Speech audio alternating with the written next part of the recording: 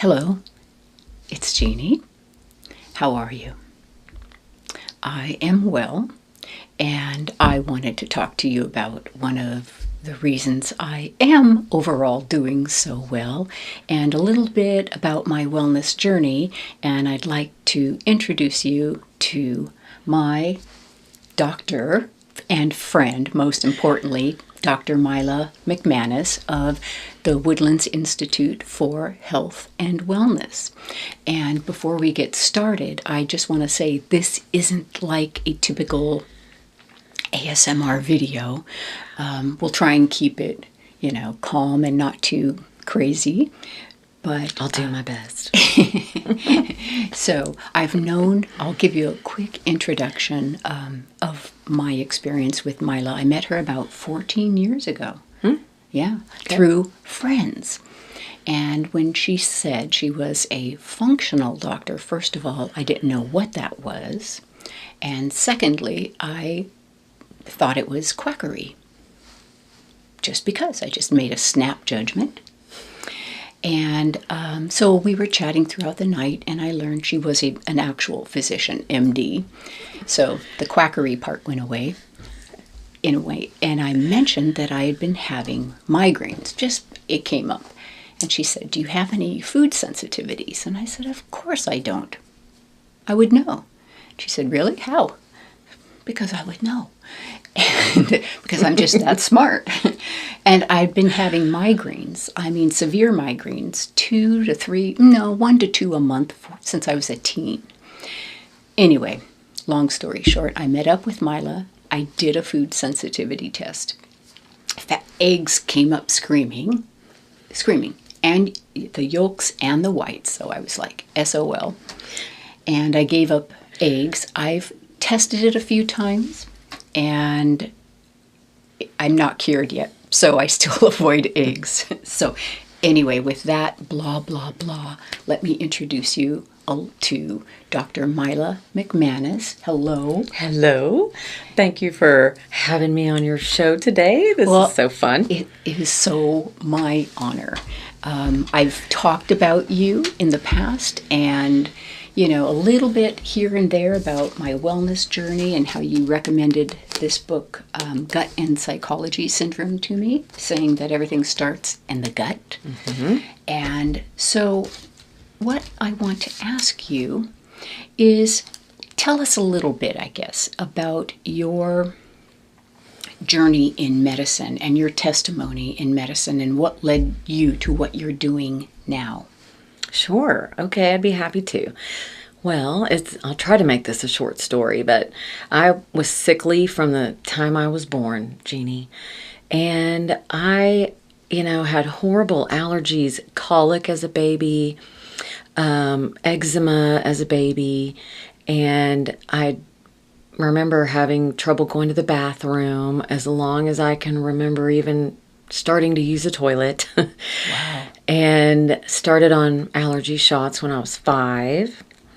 And I just kept getting sicker and sicker. And so when I got to middle school, I had horrible acne and was on antibiotics for years for that. Wow, is this sounding familiar to anybody?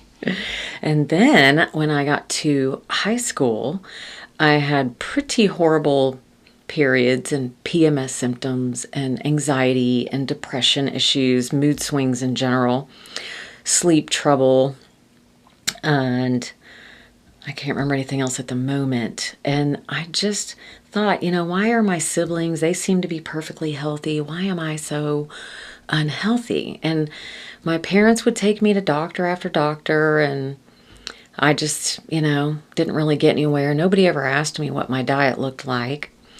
And so I grew up eating whatever I wanted, and I got to pick out whatever I wanted at the grocery stores, and my mom would take us to our favorite fast food place at least once a week, and I kind of grew up on honey buns and cereal and ding dongs and ho-hos and canned tuna with Kraft mac and cheese casserole. Oh, that was one of my faves because I could make that all by myself.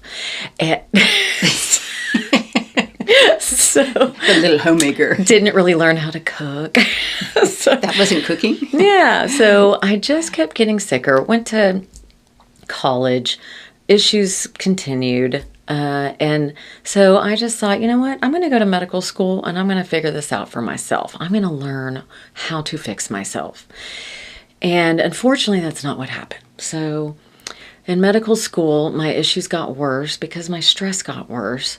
I was completely sleep deprived for 4 years from studying and being on call and things like that. And I graduated from residency. I did my residency in family medicine, so I am still board certified in family medicine. But I graduated from residency on at least 12 prescription medications, and I had never felt worse in my life. Wow. And that's just what I learned to do in medical school. So were you getting medicines to alleviate, reactions and symptoms from the other medicines, and it was just kind of a snowball effect? Oh, I'm sure that had a lot to do with it. I was on at least 3 allergy medications. Remember, I was on shots from the age of 5. My allergies just got worse and worse and worse over the years. And I was on, one of the SSRIs. I've tried them all. Take your favorite pick. And for the depression and anxiety. And I was on Ambien to sleep, and I was on reflux medication and headache medication, and I had chronic neck pain, so I was on taking things for pain alleviation all the time. And then the last straw for me was I was into my family practice. I'd started my own practice, and within a few months, I realized, oh my gosh, I got to get on blood pressure medicine now. I'm like, I am way too young to be on blood pressure medicine. Never mind all the other 12 prescription medications. Oh my God. Right? So I just, and then there must have been some sort of divine intervention. And I had the opportunity to train with at the time it was called wellness or holistic medicine doctor in our area, who was really the pioneer in our area. And everything that came out of his mouth when I went to this dinner that I was invited to spoke deeply to me. Like, this makes sense. What I just learned in medical school didn't make this kind of sense. And I started to get a little angry. Why? This makes way more sense. Why didn't I learn this in medical school? All I learned how to do was cut things out of the body and prescribe a pill for every ill. But Prescribe a pill for every ill. Oh my God, I love that. Yeah. I don't, but it sounds good. But it's true. It's a jingle. It's true. So I immediately got on board with that and trained on that and put myself through it. And it was at the age of 30, the first time in my life to be practically allergy free, to have normal blood pressure, to lose weight, to, without really trying, just eating right instead of living on all the things I grew up on. You still miss that stuff. Sure. But I don't miss feeling like I used to, right? Oh my gosh. And just living with these horrible issues. And so, I cleaned up my diet and I cleaned up my gut health and I balanced my hormones, and voila, within 6 months, I was off every single one of those medications. Now, as a doctor, wearing your white coat and meeting with patients who are coming in saying, I've got allergies, I've got this, I've got that, and you're prescribing the pill for the ill, how did you start feeling about those patients? And you know what I mean? You're writing for. Yeah. Well, I felt sorry for them, and I felt sorry for me, because when I started practicing the holistic alternative wellness medicine, now called functional medicine, or personalized medicine, there's a lot of different terms used out there. But I started out doing it twice a week and seeing my regular family practice patients 3 days a week. But it was such a conflict in my mind of refilling all these drugs 3 days a week, getting people off these drugs 2 days a week. Oh my gosh, what a conflict. Yeah, so I had to leave. I had to leave conventional medicine. And so I practiced family medicine for right around 1 year or less before I jumped ship into functional medicine. So I've been doing functional medicine for 20 years now. That's in thinking back about my headaches. I saw doctor after doctor after doctor, and the first thing they did was ruled out a brain tumor. Okay, I had the scans. Nope, you don't have a brain tumor. So now it's finding the pill to work. And so here comes the headache, and I'm just a guinea pig with pills because they can't see inside my head enough to fix it. Yeah. But it was just drugs, drugs, drugs, drugs. And not having to take, for me, and it was only migraines in my life. And even with those medications, you were out 2 to 3 days, Even right? with the medications, I was still losing time. And I was telling Dr. McManus that I added up the time I lost 2 migraines in my life. And the migraine for me was 2 to 3 days out on the couch or in the room, dark, and nothing got accomplished. Life was hard. And it started in my teens. So I did an average. And I lost approximately 6 years of my life to pain in my head. And just getting a new pill and trying something new and just learning I didn't have a brain tumor. And that was it. And it was when it was giving up eggs. And I ate eggs, maybe 5-6 times a week. I was really mad, and I think I started texting you when I got my results. Like, eggs! I love eggs! It's got to be something else, like mustard or broccoli or Brussels sprouts. Why eggs? I love eggs. But, like you said, I didn't like how I felt. And I have tested this over the last 14 years. I'm going to eat eggs and see if I'm cured, and I'm not. So here's what I was thinking, is that I had a food allergy. It wasn't an allergy. My throat didn't close up. I wasn't going into anaphylactic shock. It was just 2 days later, a day or two later, actually, that the headache would come. And I could see the direct correlation, and I was able to pinpoint the causation. And so I've gotten my life back because of you. And that was just the start. And so it was like, well, golly, if this works, then, maybe that might work. And we're going to talk a little about that. Now, I wouldn't go to you for a broken arm. Right. I would go to my regular doctor, ER, urgent care.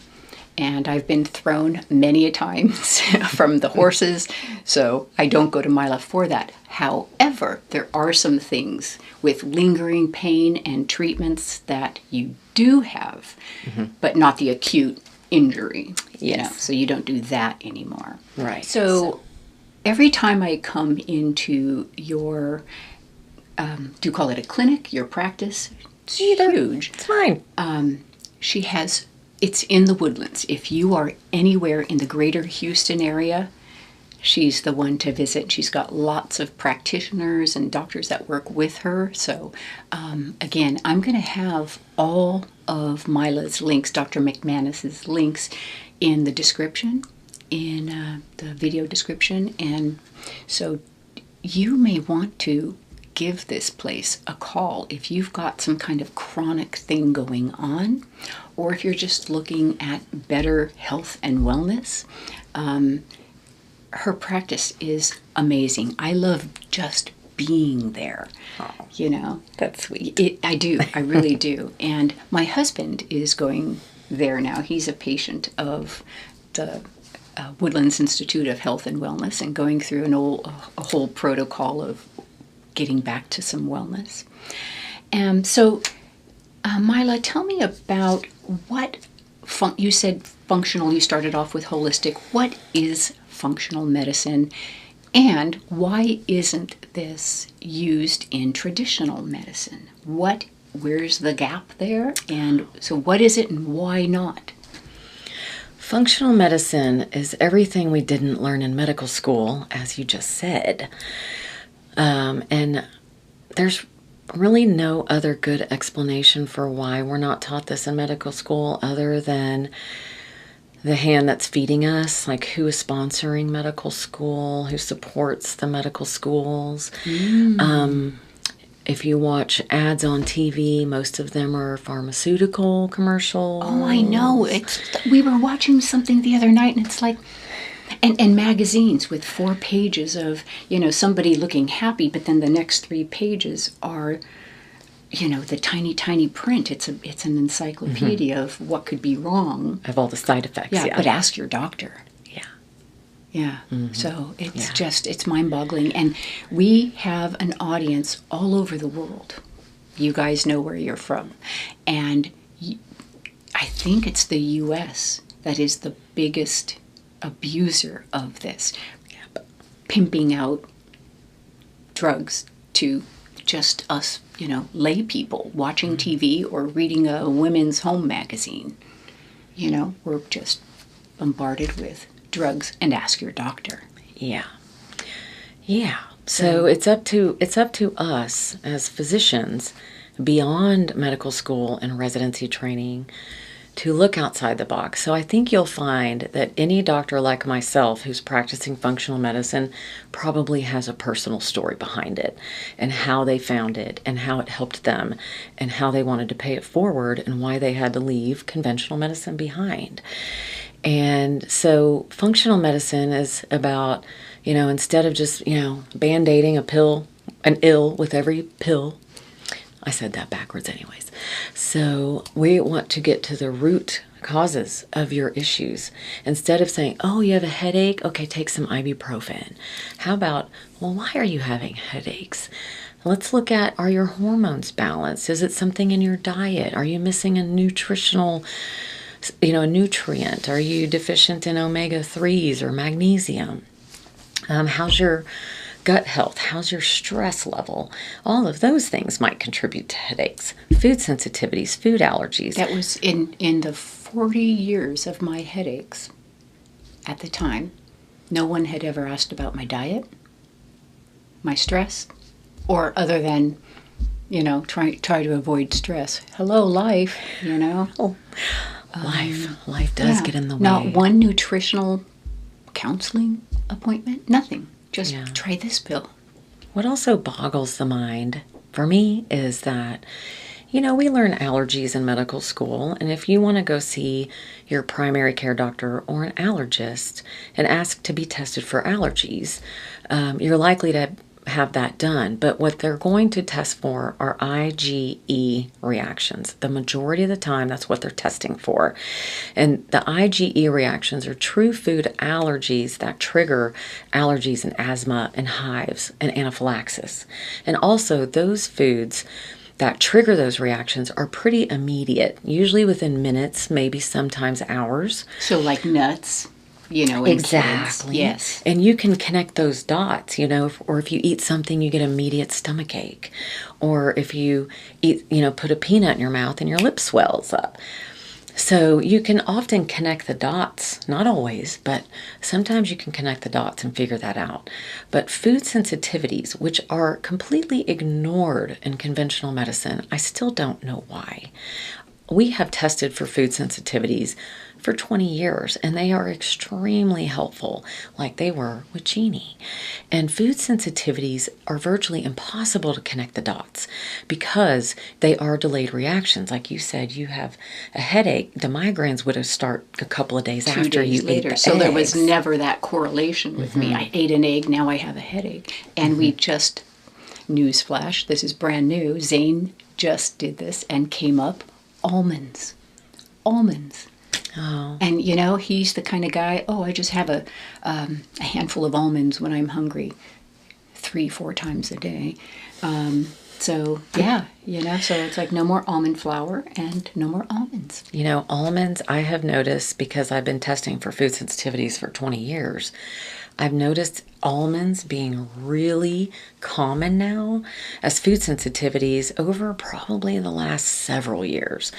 And I'm not exactly sure what the deal is, but I'm pretty sure it has something to do with everybody getting on the gluten-free bandwagon and using everything gluten-free. That's and often low carb and exactly that's often used in making health bars and alternative flours to cook things and bake things with. And so we're eating way more almonds than we used to. And when you were shocked that you were sensitive to eggs, well, And you say, but I eat them all the time. I'm like, well, that's why you got sensitivity to them. So it's important to rotate your foods and not eat the same thing every day. Allow your immune system to calm down. And so it also is what we say dose dependent. So that's why maybe your migraines were only occurring twice a month, not every single time you ate eggs every 5 days. But 99% of the microbes on the planet are not harmful anyway. Right. And they're everywhere. They're all over us. They're inside of us, and they're everywhere. It doesn't mean they're harmful just because they say, well, look at your phone under black light and look at all the bugs that grow on it. Well, but we're alive. We're still living through it. Yeah. So what I like to say to my patients and whoever else will listen is, of all of the thousands of symptoms and diseases that are out there, the root causes of all of that, 99% of the time, boils down to about 10 things. Whoa. Yeah. So number one is compromised gut health. I also want to make a point that if you have obvious gastrointestinal issues, if you have reflux or you're on medication for reflux or heartburn or nausea, stomach aches, etc. IBS. Or any kind of IBS, if you suffer with constipation or loose stools or back and forth, and you know that, sometimes stress will trigger IBS for you. So if you have obvious GI symptoms, we know that your gut health has been compromised. But absence of those symptoms does not mean your gut health is good. Okay, so what is gut health? So gut health is important because we look at the permeability of your gut, which is called leaky gut. And when I started doing this 20 years ago, I was just the biggest quack around. Leaky gut is not a thing, etc. Well, I will tell you this, because I still get all of the newsletters from conventional medicine in my inbox, along with all the functional medicine newsletters in my inbox. And I read it all because I want to be up on the up and up with everything. And now, even in our mainstream medicine newsletters, they talk about leaky gut. Okay, because it's interesting. When I talked about this GAPS book, a couple people said there's no such thing as leaky gut, and I'm not a health practitioner in any sense of the word. So, if you do Google things, which isn't an accurate way to research health and wellness, but it's a start. It's a start, yeah. But it could also lead you down a rabbit hole that isn't. Kind of like Flat Earth Society. I mean, sorry if you're flat earthers out there. Okay, and so gut health. Let's get to what gut health is with the absence of symptoms. So a good gut health is no GI symptoms. You're having regular bowel movements. And we were taught in medical school, by the way, that normal bowel function is up to 3 times a day, or as infrequent as 3 times a week, maybe. And no, not so much. 3 times a day, as long as they're normal stools, good for you. But if you're not having a bowel movement at least once a day, you are super toxic. You are asking for illness. So one of the first things we need to address is let's start improving our elimination pathways, including let's get your bowel function back to normal. And that's not something that's talked about a lot. You don't go to a dinner party and ask, so how's your bowel function? Right. We don't talk about that. And yet it's our biggest thing from day one, day 0, actually, with meconium. And so it's like that's when it starts. Look at you with all these big medical words you're using. I know. I'm feeling all these books. I read them before you came. Such a beautiful library, Jeannie. I know. I'm feeling very smart. That's so good. So also good gut health means that you do not have leaky gut. It means the tight junctions, which are these, think of them as little gates that are closed between your cells that line the GI tract, okay? And when you have leaky gut, which happens for a variety of reasons, various medications can do it. Stress can contribute to it. Antibiotics, well, that's in the medication category, but dietary factors, pesticides, other toxins, you name it, lots of reasons to have leaky gut. But what leaky gut means is that these tight junctions, these gatekeepers of what is allowed into the body and what stays in the GI tract to be eliminated. So these tight junctions get loose, and it's like, well, the floodgates are open, and now you're absorbing more disease-causing bugs than you should be. You're absorbing more toxins than you should be, and you're absorbing food particles before they're fully digested. And that's when your immune system reacts and says, what is this? I don't recognize this. And that's how you get food allergies and food sensitivities. Interesting. Wow. Yeah. And so someone with some like IBS or Crohn's, the gut is already compromised. 100%. In a huge way. And we talked about that earlier with my son and his Crohn's. You know, he's got lots of lesions throughout, you know, his entire system. Has he seen a functional doctor yet? He has not, but at, you know, somebody who's in their late 30s and, you know, I have very little control over that. I'm trying. Little by little, he actually has been cleaning up his diet, so. Well, maybe he'll watch this video. We'll see. So, you know, I just hope in what you're saying that some of you out there, you may have us on in the background just as blah, blah, blah while you are doing your daily work or whatever, and that's fine too. But if you're actually paying attention, I hope this is making some sense. And it may be that you're going, you know, aha. Because that's really what it was for you, was an aha moment. Very and much. My conversation with you that had me have an aha moment. And so can you elaborate on what else? Yeah, we'll need to speed up on that, or we'll be here all day because I can talk about all this stuff forever. I know. We could make a series here. Okay, so my sensitivity with eggs was headaches. What else do sensitivities cause as far as reactions or, you know, how they manifest in the body? Okay. Yeah, so I mentioned with true food allergies, which are IgE antibody. Immunoglobulin E. You get allergies and asthma, and hives, anaphylaxis. With food sensitivities, you're not going to get anaphylactic reactions, but anything and everything else is pretty much fair game. And I've seen it all over the years. Food sensitivities can affect your brain and cause brain fog, mood swings. I've seen it trigger manic episodes in bipolar patients. I've seen that it has triggered autoimmune diseases in patients, and when they take the food away, their joint swelling goes away. I've seen it trigger all sorts of stomach issues, IBS issues, also sinus and allergy-like symptoms, skin problems. When you have compromised gut health, it will, if you have stuff manifesting on your skin, chronic rashes and things like that, you definitely have a gut problem. I mean, sitting this close to you, your skin is amazing. Oh, thank you. And I hadn't seen you for several years, and we met again at a party at your house, and it's like she hasn't aged a day. Well, thank you. But anyways, food sensitivities can also manifest as all sorts of aches and pains too. And I remember vividly one of my patients many years ago, he found that eating strawberries triggered anxiety for him. Wow. So right from the gut to an emotional response. Yeah. Wow. 100%. And I've seen patients where certain foods, sugar is a very common one, that will actually trigger depression.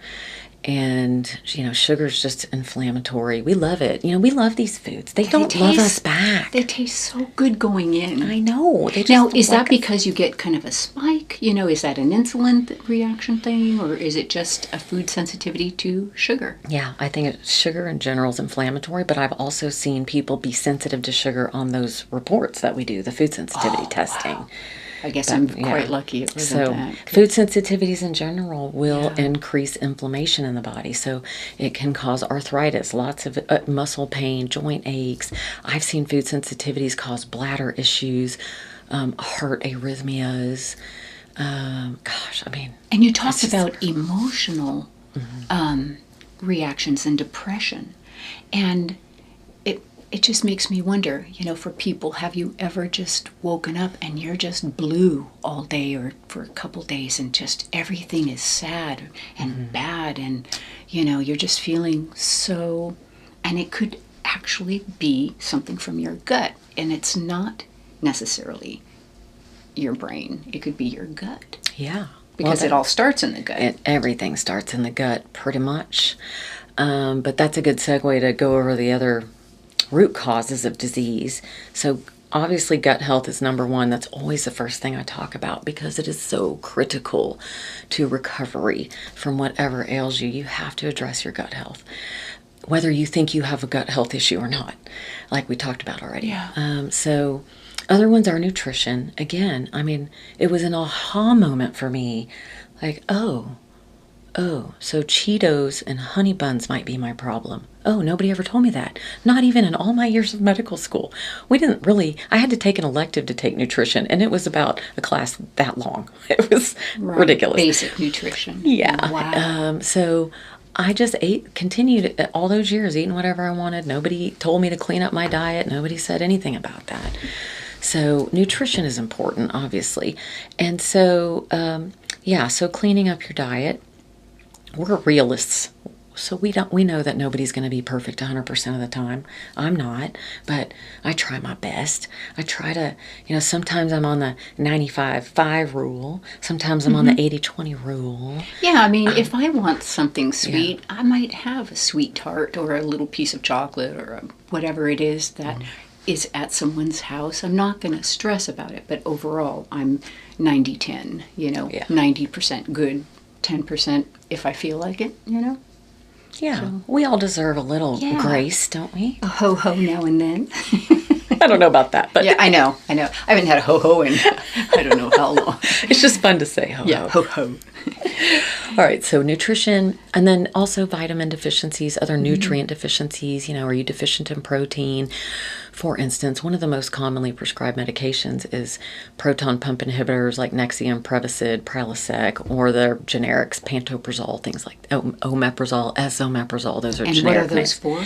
Those are antacids that people live on. It just completely kills their acid in their stomach 24/7. I married a guy like that.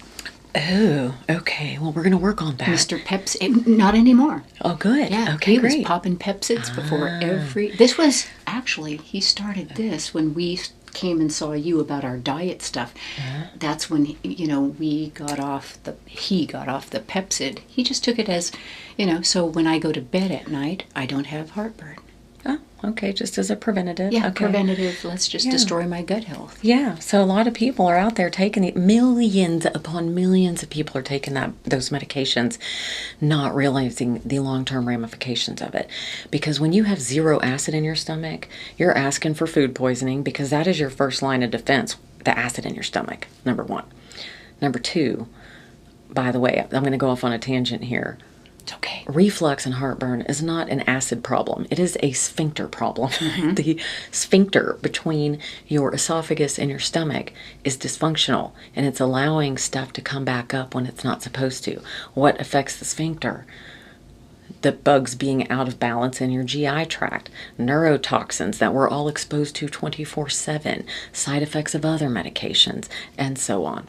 So back to proton pump inhibitors, these antacids in general, if you're popping Tums all day, if you're taking Pepsid every day, things like that too. Well, you're not able to break down protein into amino acids, which is the state they need to be in to absorb it into your body. And amino acids are the building block for everything in our body. All 21. Oh man, all of them. So you get protein deficient when you're on that, and then it also blocks absorption of very important minerals like zinc, magnesium, calcium. So, anyways, that was my tangent there, just to give one example. It's a good tangent. That's okay. And the thing is, they taste like candy.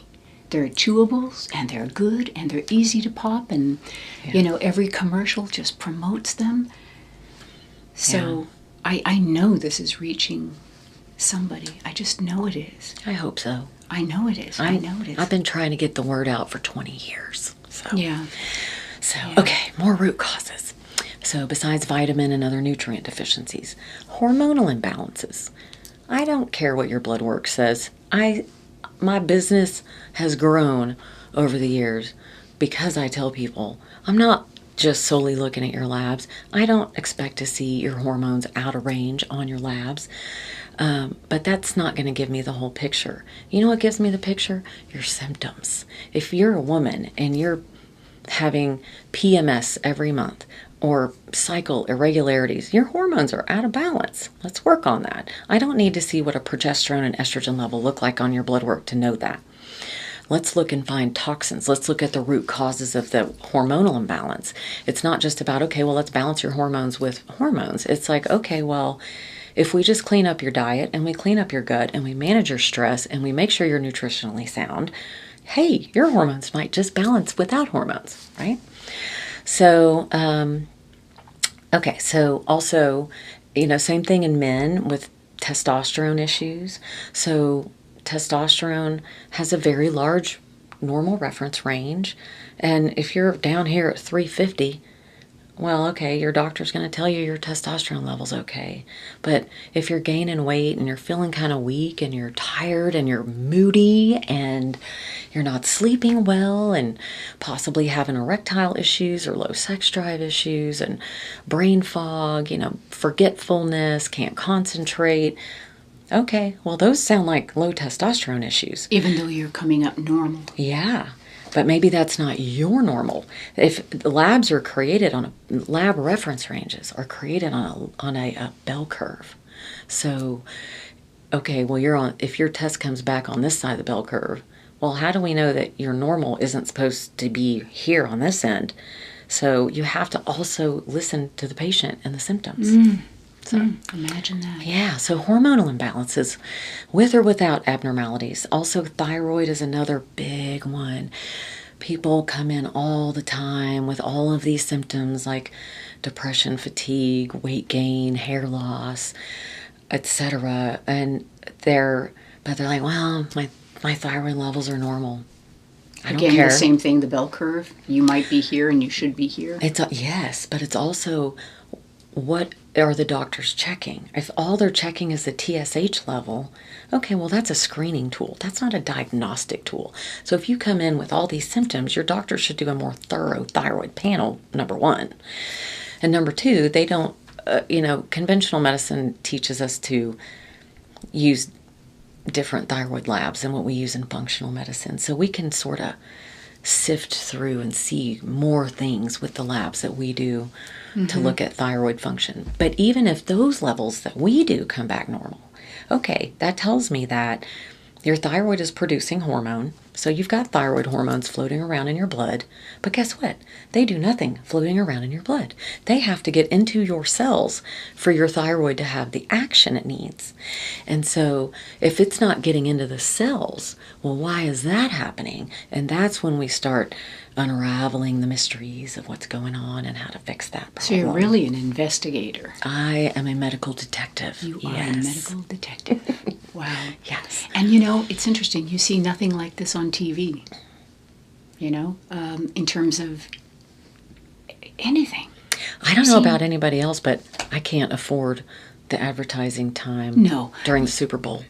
Well, not only then, but just in regular PM time, we were counting all the drug things coming up, and those drug companies are paying top dollar, and you can't compete with that. No.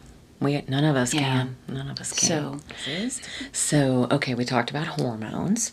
Now, another one is toxins. I hear that word a lot. Everybody's and toxic. You see in the, the vitamin aisles, detox, this, that, the other. Tell me about toxins and detox and detoxifying and all that. Oh gosh, yeah. Toxins are everywhere. Everybody's toxic. I've been detoxing for 20 years, and I just did a total toxin test, and I'm still toxic. And some of that is because of my genetics, which is another root cause. And so We don't all detoxify at the same rate because of genetic factors, gut health factors, nutritional factors. So, like, you need B vitamins, for instance, to detoxify. Well, are you stressed? Because when you're stressed, your body's burning through B vitamins. So that's why when you're looking on the aisles for a stress B complex or stress supplement, they all have lots of B vitamins in them. So, yeah, right. So toxins are everywhere. We cannot avoid them. As much as we need to, but there are a lot of things we can do. We can look for cleaner personal care products like shampoos and soaps and deodorants, household cleaning products. Make sure you're drinking filtered water. Quit drinking out of plastic bottles. Use everything like food containers. Try to stick with glass or stainless steel. Yeah. Don't use nonstick pans. Use the cleaner pans, ceramic pans, things like that to cook with. And I'm going to insert this here. I learned this, maybe 15, 20 years ago. I used to raise lovebirds. And we went to Europe for a couple weeks, and I had this whole new clutch. And the mom and dad were in a separate cage, and the babies were in this cage, and they were being hand-fed. And my mom and dad were watching them, and my mom was making some fajitas. Now, the mother and father, Meanie and Weenie, were in a separate cage out on the porch. And the babies were in the dining room. Well, my mom heated some fajitas up, took them out to my dad, and by the time she came back, she walked by the cage. Every single baby was dead on the bottom of the cage. She had no idea, but she had heated. She had heated up that Teflon pan. I'm just going to call it out. Mm-hmm. And we learned that nonstick surfaces are toxic to birds. And I started thinking, well, if they do that to a bird, kill it like that, what are they doing to a new mother who's pregnant and cooking her scrambled eggs over this $3 pan that you can buy anywhere because it's cheap and it's got that Teflon on it? Or to us, They're everywhere. We can't avoid them. And that's why you must drink filtered water. You must pay attention. Be your own health advocate in that area. In all the areas, rather, but we're talking about toxins right now. Heavy metals, and you find them in places you're not expecting them. You may think that you're doing everything well, and you're eating turmeric, and you're putting turmeric powder on all your food because you've heard all these amazing things about turmeric. Well, turmeric is often full of lead because what happens is it's coming from outside the country. Then it hits other hands, brokers, distributors, whatever we call them. And turmeric, and among other things, are sold by weight. Well, guess what? Lead is a heavy metal that weighs a lot more than turmeric powder. So they cut the turmeric with lead. Yeah. Wow. I have never heard this. Yeah. So are there sources that are better than others? Is that... Well, I haven't done those tests myself, but obviously looking for something that's got the USDA organic stamp on it. Okay. Hopefully, might be better. But I guess your best bet is to get real turmeric root. And eat it that way. But be careful with turmeric supplements. Same problem. Wow. So, wow. Yeah, supplements are not all created equal. I've been preaching that from the rooftops forever because there are a million brands of supplements. How can you possibly know which one to get? And so if you're looking at this wall of supplements at whatever store you're in or online, a lot of people, if they don't know better, they'll just pick the pretty one or the gummies or because they're candy or the cheapest, right? But you absolutely get what you pay for. And you really need to vet the sources of your supplements too because there's a big website out there that sells a lot of things. Do we want to say the name of it? Anyways. That shows up on our doorstep every day. Yes. With a smile arrow. Yes. I get, several boxes a day from that company. But I don't order personal care products, and I definitely wouldn't order supplements on that website because independent studies showed that at least 1 out of every 2 supplements sold on that website are counterfeit. Yeah. Oh my goodness. goodness. And where are they coming from? Do you know? No idea. We have no idea. Okay. I like to know where my supplements are coming from. So get them from a trusted source. Yeah. So, okay, we were talking about toxins. So supporting your detox pathways is important. And I mentioned elimination pathways in the beginning of this interview. So when I was talking about that, you know, you can detox all day long. You can take binders. You can take supplements that tout to be detoxifiers. But all you're going to do if your elimination pathways aren't functioning is you're just going to keep recycling them in the body and you're going to feel worse. So first you need to make sure you have good elimination pathways, which are our drainage pathways. So we call it detox versus drainage. So our drainage or elimination pathways are through urine. So hydrate, hydrate, and hydrate. So you can urinate out some toxins. Make sure your bowel function is good and regular. And then also we breathe out toxins. Deep breathing exercises is always a good idea anyway to help calm us down and all of those things. Yeah. And then we also through our skin, so sweating is a really important. If you're not a sweater, then, you know, get in, at least at minimum, take hot baths regularly. Baths? So yeah, hot baths, I love hot baths. Maybe help you sweat, right? But don't put a bunch of chemically enhanced things in there. You know, plain old Epsom salt. Yeah, or just some essential oils. You know, something like that would be good. But saunas, you know, infrared saunas or even plain dry saunas. You can do those at a gym. You can buy one for your house. You know, they don't have to be the super expensive. Or if you don't have space in your house, you can get little ones that fold down and you can keep them in your closet or under the bed. You can look at secondary markets for used saunas, you know, like Facebook Marketplace, Craigslist, that type of thing. So that red sauna, I've seen a lot of those in advertising and different things. And there's sometimes different light, different colors too for different things. But you just suggest the red. Infrared saunas. Not just a red light. Okay. Infrared heat penetrates deeper into the body versus dry heat. So when you're in a dry sauna, you're heating yourself from the outside in. And so you can sweat pretty quickly in a dry sauna, and you usually have to crank it up really high. And I don't like dry saunas because I can't handle that heat. Yeah, I like moist saunas with steam saunas. Yeah. Oh, I love steam saunas with eucalyptus or something. Yeah. Yeah. With infrared saunas, the actual, you know, therapeutic temperature range is about 110 to 125 or so. So it's very tolerable temperature wise, and then it's penetrating and it's heating you from the inside out. So a lot of people who are not used to sweating, like the more you use it, the quicker you'll sweat. But some people, they're sitting in there for 15-20 minutes before they even break a sweat.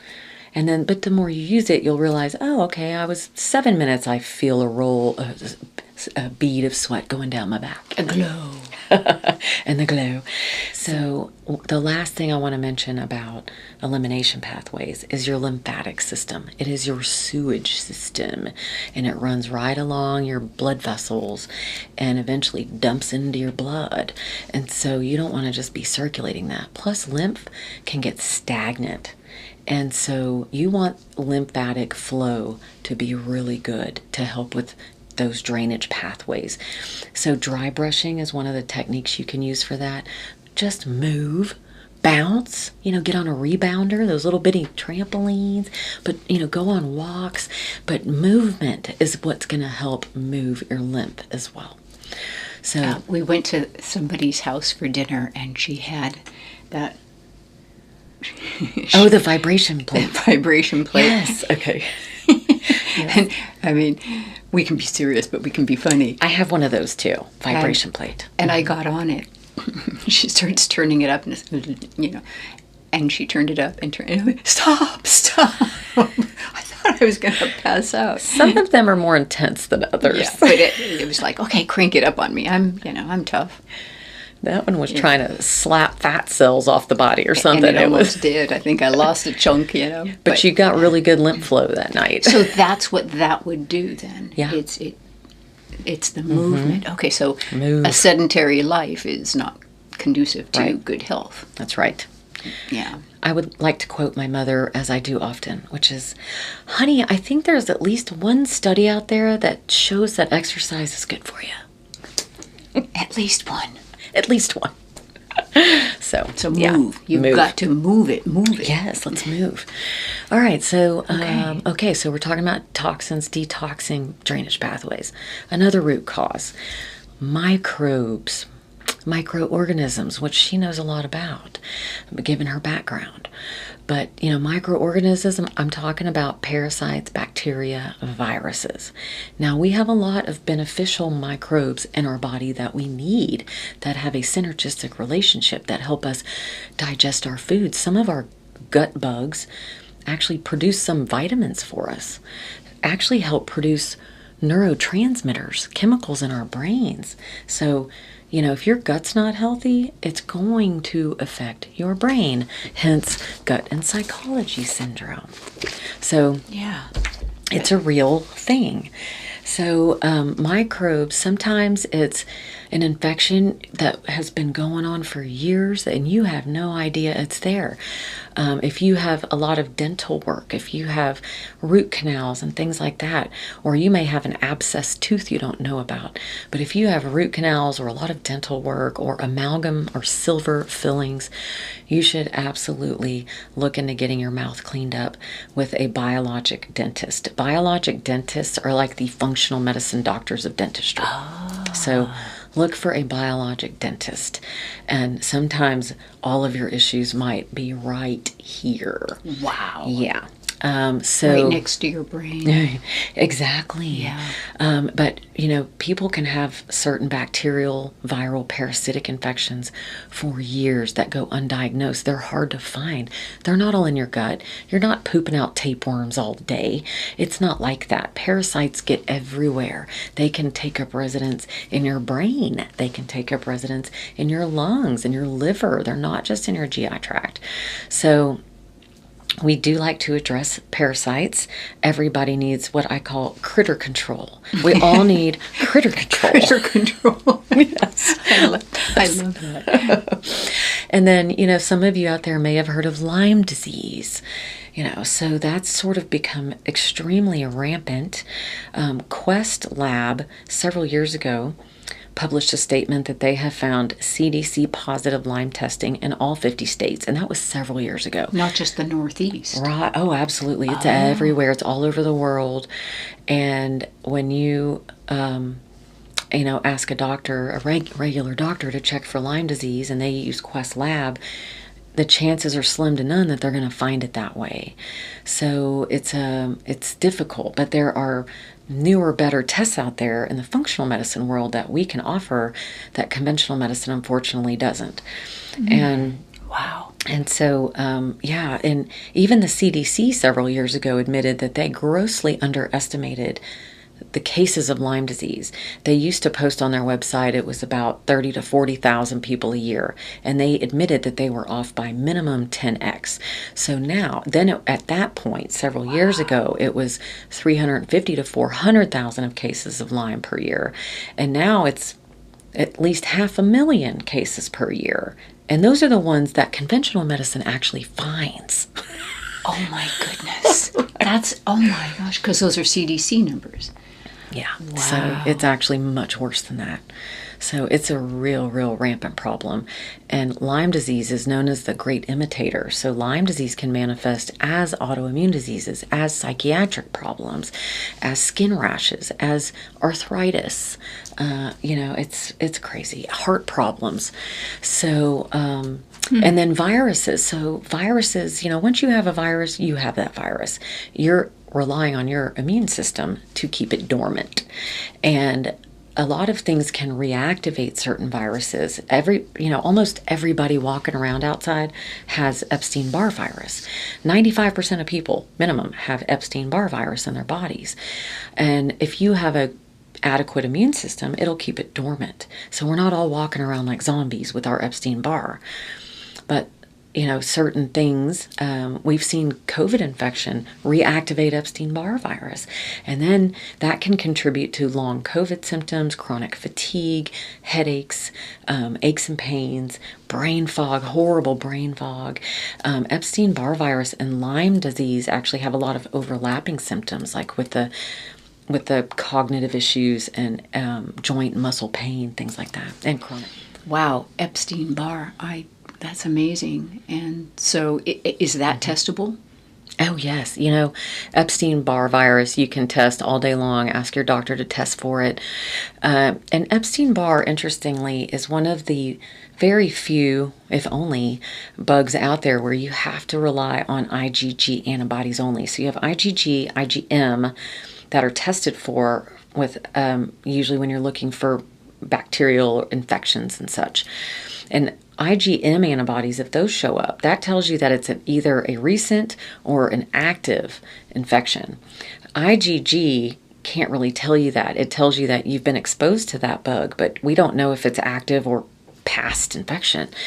So when we see IgM, we can be like, oh yeah, we know for sure that it's active. But Epstein-Barr is one of those that we have to rely on IgG only. And so you follow those levels over time. Are they trending up, the IgG levels? And there's also different antibodies to look for with Epstein-Barr. So one of the ones that I really like to look at is the early antigen. So ask your doctor if you want to get tested for Epstein-Barr. Tell them to make sure they also add early antigen for Epstein-Barr. Yes. Wow. Yeah, because if that's super high, then that's a really good indicator that it's active. For me, though, it just seems like the onus that the fact that we have to ask for that in traditional medicine, and I love that with you. You're outside the box looking at these things, and I don't have to be the smart one. I trust you. Although I always feel smarter after being with her. IgG and IgM and meconium. Meconium. I can't believe you spit that word out. Because I mentioned genetics earlier, and it's really what we're talking about is a field of genomics. Obviously, genetics too play a role, what you're born with, and if you know that certain things run in the family, and there's specific gene mutations that have been looked at by geneticists or whatever in conventional medicine. But genomics also pretty much ignored in conventional medicine. And genomics testing we do a lot. It's a simple cheek swab test. So just buccal cells. Yeah, and so genomics is looking at what we call SNPs, which is SNP, which stands for single nucleotide polymorphism. And those are like just teeny tiny mutations in a gene. But if you're looking at, let's say, your methylation pathways, and you're looking at 15 genes in your methylation pathway, or your inflammation pathway, or your detox pathways, and you've got little mutations in 10 of those 15 genes, well, a little gene mutation can cause big problems. So, I've got some of those SNPs that affect my ability to detoxify. So I have to stay on top of that all the time. What I find fascinating in that is how there are our bodies are amazing. Our bodies are, for the most part, very beautiful, self-protective, but they find ways around, and yet you may be tired or you may have some of these symptoms that you've talked about because your body, whatever, is doing a go-around. It's doing a detour, but you're not at your highest functioning level. You may have some of these symptoms. And so, it's hard to know when enough is enough. When are you at enough is enough? What is that level? Yeah. Because I don't feel like a 20-year-old anymore, but you at 20 felt like crap. I felt terrible. Yeah. So, wow, I'm just, my head, it's just so full of this stuff. It's amazing. Yeah. It is. It's quite eye-opening, and I love to educate because it's, now that functional medicine is more mainstream a little bit compared to when I started this 20 years ago. Yeah. It's still we are still a needle in a haystack when you're trying to find a local functional medicine doctor in your neighborhood. So, but it is starting to at least get on the map. It's all over social media now. So, yeah, that helps. And but I'm like, you've encouraged organic, grass-fed and finished, not, the corn-fed finished, if beef and whatnot. And so and it's much more readily available, like at farmers markets. Yeah. You have people, locally sourced, beef and pork or chicken or whatever, and eggs and vegetables that are organic. And you've been a big proponent of that. absolutely. Just in your diet. Well, yeah, and the EWG, which is ewg.org, which is the Environmental Working Group, and every year they put out the Dirty Dozen and the Clean 15. Do you know about that? I have the thing downstairs. Oh, okay, good. Yeah, I go shopping with it. So while yes, if you can buy everything organic, please do. But what their EWG is saying with their little list of the Dirty Dozen is these are the worst, and it changes every year. It's sometimes broccoli's on there and sometimes it isn't. Yeah. So you have to look at it updated one every year. And at least for those Dirty Dozen, please do your best to be able to afford that organically. And then with the Clean 15, again, if you can buy everything organic, please do. But with the Clean 15, they're saying, hey, these aren't as toxic. So toxins, wow. So toxins in our foods, toxins perhaps in our vitamins. Where else? Yeah, medications. I forgot to say that earlier when I was talking about the toxins. But medications are toxic to the body. They are not natural substances that your body wants in them. Yes, there is a time and a place for medications. Sometimes you have to have them. But you need to look at seeing a functional medicine specialist, a holistic practitioner who can help you minimize the number of medications you're taking. I've gone onto your website and you have so many amazing links to just read about and be, self-education, because we're we have to be our own best advocates, because it's not easy, in traditional medicine. You just kind of go when you need, something and But so you started the Woodlands Institute for Health and Wellness in what year? 2004. 2004. And it has grown and grown, and that's been so exciting to watch, and everybody that works there is just so wonderful, and amazing staff. Yeah, amazing staff. Okay, and so these root causes are just like blowing my mind. I think I covered most of them. I would just say we'll cover one last one real briefly, and that is stress. Stress. Does anybody have stress? We all have stress. We can't control our stressors all the time. But that's why it's important to manage that stress as best you can, whatever that looks like. Go hide in a closet every now and then and just give yourself some quiet time. ASMR. Yes, ASMR. ASMR. Oh my which gosh. really is a big, I would say, a partner in stress reduction. Yeah, absolutely. Yeah, from what I hear from you guys, telling me how you study better, with ASMR and get more sleep, which is, hand in hand with what you're doing with functional medicine. Yeah. So we're kind of medical partners. Yes, we are. Very synergistic. Dr. Jeannie B. Yes, so ASMR is a very good way to help relax you if you're into that.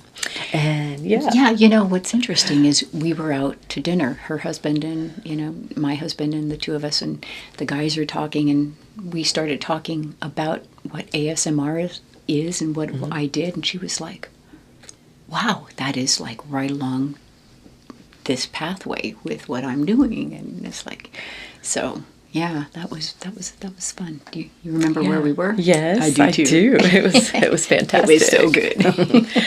So do what you can to reduce your stress. Yeah. I know we can't always choose our family or choose what's going on in the government or, choose what we're doing with work, etc. But, you've got to take some me time and figure it out, or you're just asking for illness. I know I can be kind of a control freak. I don't know if it's a control freak, but I want to control, like, my family. I want to, if you do this, this outcome will be better. And if you do this, and da da da da da. And there are times you just have to say, you're on your own path. I'm here. But I can't control it all. I can't control it all, and you have to let go. And I was an overachiever, and so I want everything in my sphere to be doing well. And sometimes it can't be. She needs some stress management too. I do. We all do. See my circles? We all do. We all do. We all do. So let's circle back to gut health. Okay. Because clearly this is all pointing, a lot of this is just pointing to gut health, starting here, and the whole, neurotransmitters thing, and depression, and, emotional downs, or emotional episodes, or, things like that. Let's talk about getting our gut into shape, because you've worked with me on that. Zane, my husband, is currently working on that. And what does that mean, and what does that look like? Well, for patients who can come into the clinic, we're board certified. I'm sorry, we're licensed in Texas only currently, and so we do have patients come see us from all over. So if you're able to come into the clinic, what our gut cleanse looks like is we call it our health reset protocol. And for most people, it's 4 weeks. And we use some medications to rebalance the tiny little bugs that live in our gut. Would you call that critter control? Yep. We're working on critter control. You're doing critter control. Yeah. So as we're removing the bad bugs, we are replenishing the good bugs with what we call probiotics. Also, you can eat probiotic foods, like fermented foods, but replenishing all those good guys. So in about 4 weeks, it can be pretty life-changing for most people. If it's not, usually it's like, well, guess what? You get to do it another month. Yeah. But that's not common. 4 weeks for most people can be absolutely life-changing. Yeah. So that's where we start. And that, our patients will meet with our nutritionist on staff. And we give our patients an instruction booklet with all the, do's and don'ts and hows and whys. We give a big fat cookbook, and we're like, let's go. And we're here to hold your hand. And meeting with the nutritionist, she's going through it with you, explaining everything to you. And, we're all here to help and be cheerleaders and hold our patients' hands as best we can. So for people who don't have the luxury of coming to us, and clearly a lot of you don't live anywhere near me, we actually... Too bad. Move. Come. Please. We like Texas. Come to Texas. We have what we call a DIY version. So it's a DIY health reset protocol, which is do it yourself, in case you didn't know that. And so what we do is we give you access to video modules that we created on our website that teach you just as my nutritionist and I would if you had come into the clinic. Okay. And we have downloadable versions, so e-versions of the instruction booklet and the cookbook. And then we use supplements. So instead of prescription medications for the critter control, we use, these are private labeled as part of our kit. But it says gut support, HRP, gut support. HRP stands for Health Reset Protocol. And so the gut support is a blend of herbals that we know will help to balance the microbes that live in your gut. Critter control. Then we have digestive enzymes. These are called HRP Digest. So digestive enzymes are amazing. I prescribe these all the time. They're not necessarily a one-size-fits-all. So it is for this particular kit, but these work a lot of the time, but sometimes they're not enough, or sometimes you need to take more. different blends of different enzymes. Sometimes, people who've had gallbladder removal, they might need more of lipase, which is the enzyme that breaks down fats. Some people with gluten intolerance might need something with a special type of digestive enzyme that helps you break down gluten better. It's not really a license to cheat, like, hey, I'll just take these pills and go eat pizza every day. It's not like that. Sorry, Charlie. So, but digestive enzymes are multifunctional. Number one is when you take them with food, they help you digest your food more thoroughly to be less allergenic and less inflammatory to the body. They also help with all the types of gastrointestinal issues that people have, like stomach aches and heartburn and irregular bowel movements. So digestive enzymes are pretty harmless. You can get them at almost any store probably. And if you're already taking one or you've tried one and you feel like it didn't work, try a different one. Mm. Yeah. And then we also sometimes, depending on the severity of one's symptoms, we might have them take digestive enzymes also, not instead of, but also between meals. So that instead of them being used up digesting your food for you, they will absorb directly into your body and go around like little Pac-Men chewing up inflammatory and allergenic proteins that are already in your body. I hear them waka waka waka waka waka waka. Yeah, that's great. Okay. So we also use a probiotic, which is really, really potent probiotic. There are a gazillion probiotics on the market. They're also not all created equal. We like to use one that's at least 25 billion with a B, 25 billion CFU, which is colony forming units, which is just a measure of how much bacteria is in there. But there are so many on the market that are less than 1 million CFUs, or so it's a pinprick. I mean, we're talking about orders of magnitude different potency, right? Yeah. And then some of them may be just one bacterial strain of probiotic, and sometimes that's a good thing. Sometimes we use that, but other times it's like you need really broad spectrum. One of the problems with people who have compromised gut health is they have what we call low diversity, which means you don't have the right amounts of lots of different bugs. They're not so diverse. And so why not take a broad spectrum probiotic that has lots of different types of probiotic bacteria in it?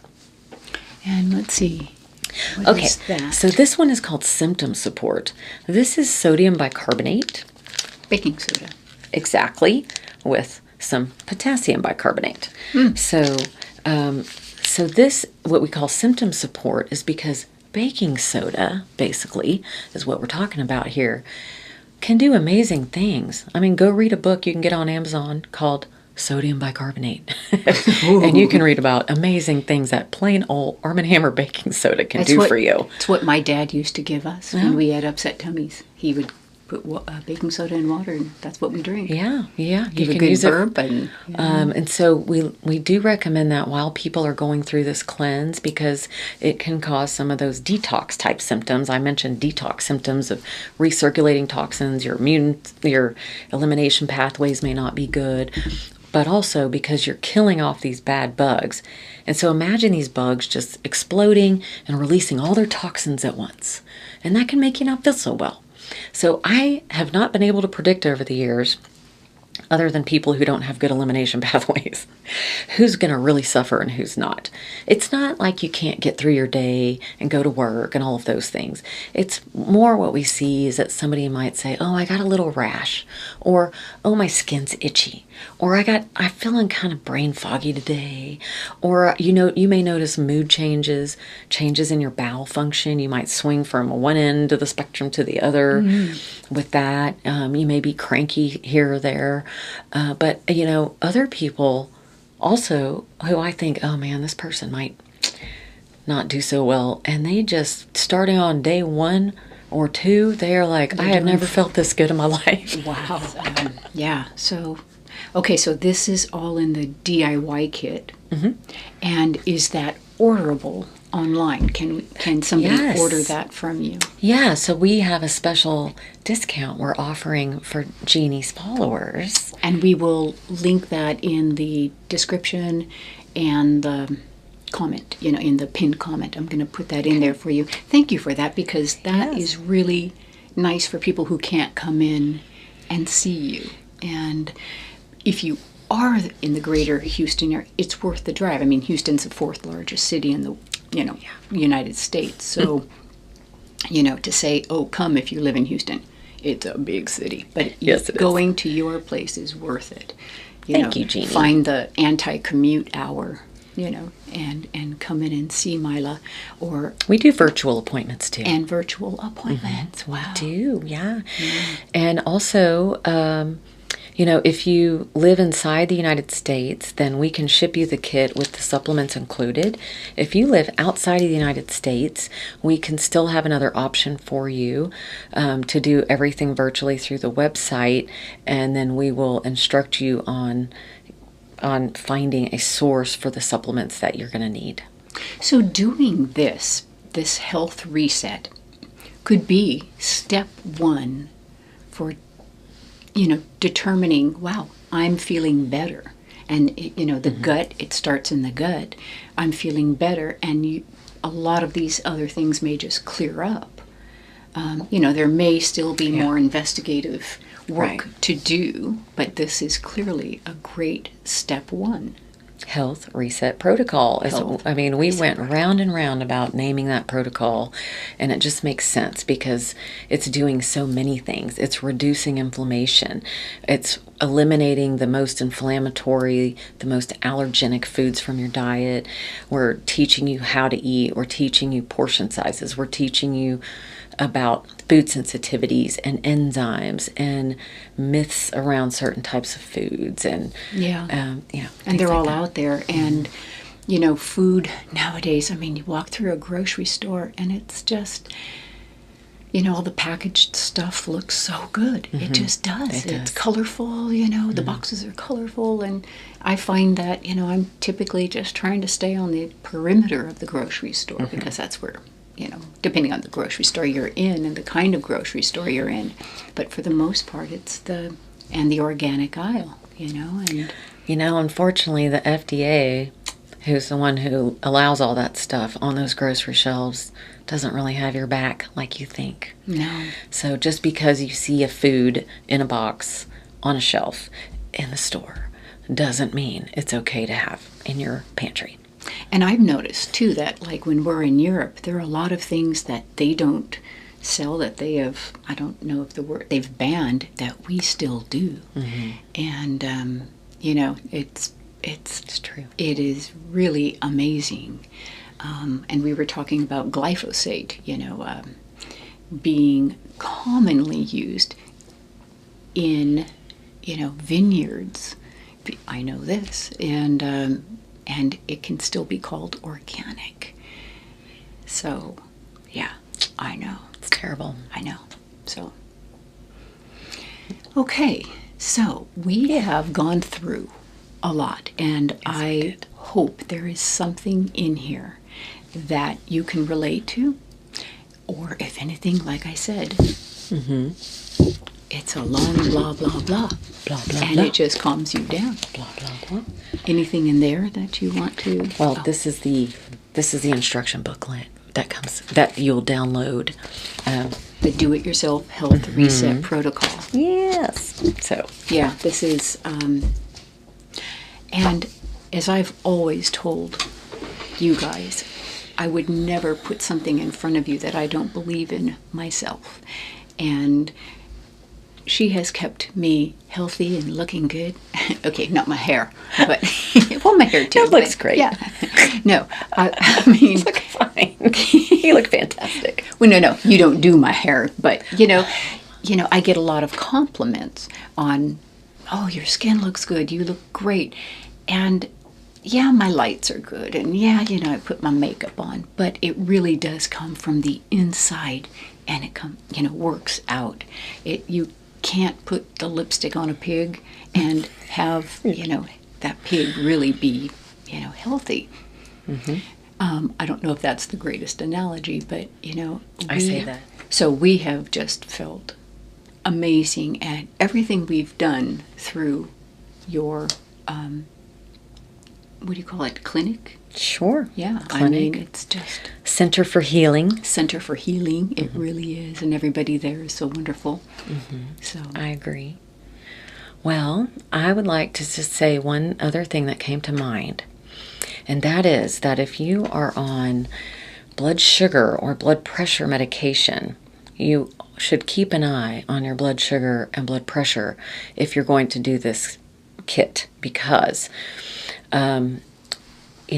people don't realize how sometimes drastically their blood sugar and or blood pressure can improve while they're going through this process. Oh, and you're taking something perhaps to lower it. Yeah.